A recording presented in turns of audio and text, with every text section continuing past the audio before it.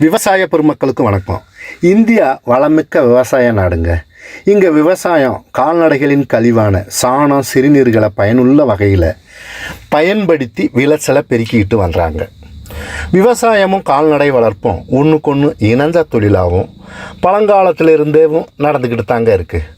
ஆனால் விளைச்சலை பெருக்க குறுகிய காலத்தில் பலன் அப்படிங்கிற எதிர்பார்ப்பில் விவசாயத்தில் வேதியியல் அதாவது ரசாயனம் உள்ளே வந்துச்சு. ஊராம் பூச்சிக்கொல்லி மருந்து இதோட தாக்கம் கூடினதால் விளைநிலங்கள் எல்லாம் மாசுபட்டு நிலம் மட்டும் இல்லைங்க, நீரும் காற்றும் நம்ம சுற்றுச்சூழல் எல்லாம் பாதிப்புக்குள்ளாயிருச்சு. நம்ம நிலத்தில் வாழும் நன்மை தரும் பூச்சிகள் எல்லாம் அழிஞ்சே போச்சுங்க. சரிங்க, இப்போ நம்ம நிலம் வளமானதாக மாறணும்னா கால்நடைகளின் கழிவுகளான சாணமும் கோமியமும் பழங்காலத்தில் பயன்படுத்தின மாதிரி மீண்டும் பழைய நிலைக்கு திரும்பணும்.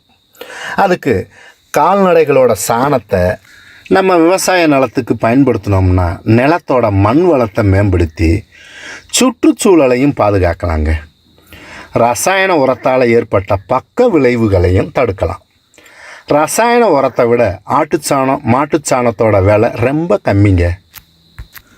ரசாயன உரத்தை பயன்படுத்தி விளையக்கூடிய காய்கறிகள் பழங்களை சாப்பிட்டோம்னா நிறைய பாதிப்புகள் வரும்.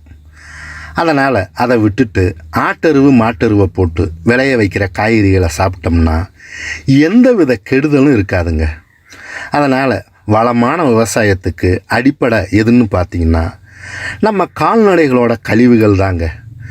கால்நடை கழிவுகளை கொண்டு செய்யும் விவசாயம் செலவு குறைஞ்ச வரவு நிறைஞ்ச தொழில்நுட்பங்க. நம்ம மனசும் உடம்பும் திடமாக இருக்கணும்னா எப்பவும் சிரிச்சுக்கிட்டே இருக்கணும். அதை விட சிறந்த மருந்தோ யோகாவோ கிடையாது. இது பயிர்களுக்கும் அப்படியே பொருந்துங்க. கால்நடை கழிவுகளை பயன்படுத்தி இயற்கை விவசாயம் செய்கிற பயிர்களும் சிரிச்சுக்கிட்டே இருக்கும். அதை விட்டுட்டு ரசாயனத்தை பயன்படுத்தினோம்னா அந்த பயிர்களும் கண்டிப்பாக அழத்தான் செய்யும். நன்றி, வணக்கம்.